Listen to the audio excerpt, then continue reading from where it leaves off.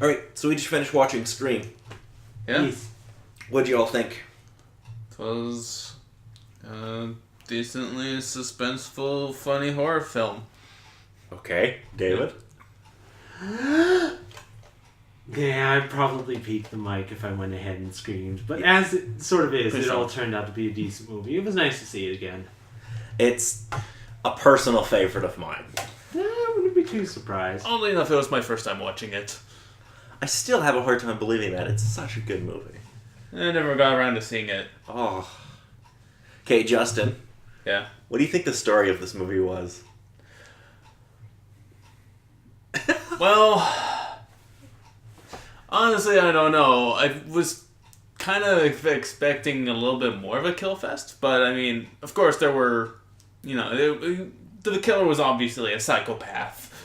Yeah. Of sorts, but I wasn't expecting, spoilers, 2 of them, but, Yeah, no, I think you're allowed to spoil this movie. Okay, it's fine. I guess it's been, it's a 96 film? Yeah, it's like 21 years old. Shit, I don't know. But it's nice to see it from a fresh, standpoint. Like, oh, the twist is there's 2 of them. Okay. Yes. Now, did you recognize anybody in this movie? A little, vaguely. David, did you? Oh man, a copious amount of people. Yes. So anyone in particular? Deputy Dewey. Yes. Yeah, I think I kind of recognized him. Lead actress of the Scream, because she was in all the other Scream movies pretty much. Sydney, who was played by Neve Campbell. Yes. The newscaster person. Yeah, Courtney Cox. She played Gail Weathers. Oh, and David Arquette played Dewey. Yes, and the one gentleman that was the murderer's accomplice. You mean Stu? Yes. Yeah, that's Mathew Lillard. Yes. He played Shaggy in the Scooby-Doo movies. That and a copious amount of other things, but yeah, he's most bestly known for doing the live-action Shaggy role. Is there anybody else you recognize in this? Surprisingly, well, 2 things. I do know the one nerdy person that knows about all the horror movies, but the specific work he's done is kind of a bit sketchy. I know of him, but don't know him as much as everybody else. The one particular person that I'm not as familiar with was the actual killer. Oh, Skeet Ulrich. He's one of the killers. He's done a bunch of other stuff. He did a really good TV show. I want to say it was around 2006. It was a show called Jericho. Check that one out if you ever get a chance. I'll add it to the giant list of things that I still need to work on. There's one super famous person that you haven't mentioned yet. Oh, was it the principal? No, actually, that's not who I was thinking of. But yeah, but he's another one. Yeah, but actually, at the beginning, not the first victim, the second. That's, the gentleman in the chair? No. His girlfriend? Oh, the very first one. Yeah, that's Drew Barrymore. Ah, yes. Yes. I should remember that from that one other movie that... I don't recognize that actress, person. Okay. Anyway, so she was cast simply because they wanted to... Because obviously in 96 she was a huge star. Yeah. And they were like... Let's kill off the biggest star in the movie in the first 15 minutes. Because reasons? Yeah, make her look like she's the star. No, of course not. No, that was the whole thing. It was like, we'll put her name on the poster, it'll draw people in. Oh my gosh, you remember! And then we'll kill her in 15 minutes. Oh and then the audience will be like, but that's the most famous person. They're supposed to live to the end, though. No, this is Scream.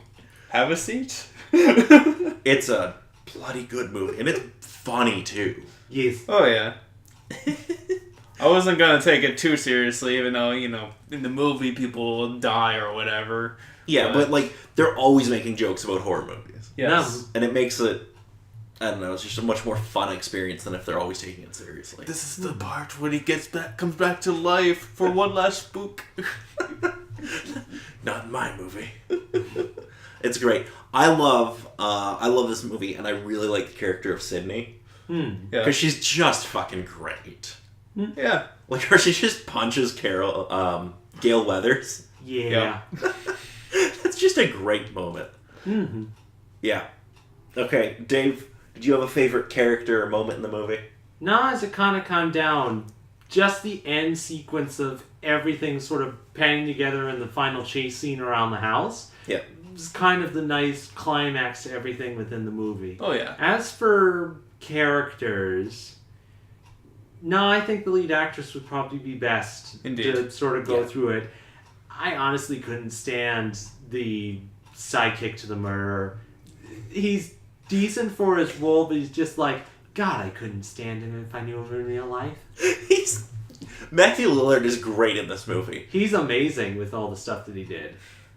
He entirely got cast because Wes Craven he did a reading for Wes Craven, and Wes Craven was like, that dude's funny. Nah. I'm gonna cast him in that role. Justin, favorite character or moment? Behind you! Behind you! Oh! That was a great moment. Yeah, where Randy's sitting on the couch watching the movie, and then the killer's like right behind him. Behind you! It's great. It's a great moment. Oh, it was one of the best, I thought. It's great. For me, my favorite character is Sydney. Yes. I think for obvious reasons. She's just a really great character. My favorite moment in the movie is probably when she punches Gale. There's just something so great about that moment. It's like, you're a bitch. It's great. Okay, so we have our scale of green light, yellow light, red light. David, go! As it sort of sits, it sits perfectly as a green light. Just about anybody can watch this, aside from, like, incredibly young kids or any sort of thing like that. If horror is not exactly your shtick, it probably sits somewhere in the yellow light, but as it sits, it has a good mix of suspense and the horror aspects of things, but tosses in a couple good jokes to toss in a little bit of levity. Not enough to affect the horror or everything, but it's a nice, wonderful mix. Yep. Indeed, I would have to agree with a green light in terms of just, something to watch in your Halloween, at least. Or something to watch if you want, like, a comedic horror flick. Yeah, no, this is, like I said, one of my favorite horror movies. So obviously I'm going to give it a green light. It is an R-rated movie, so you have to keep that in mind. I don't think it's even that violent, really. Like, a lot of the killing is off-screen or shot in a way that it's not, like, super gory.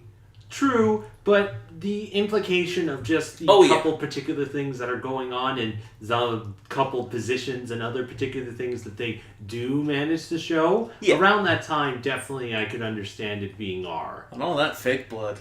50 gallons worth. 50 gallons of fake blood. This actually had a very hard time getting an R rating. It kept getting hit with an NC-17. But they had to push for an R rating for some reason? They had to recut the movie. I think it was 9 times. Huh.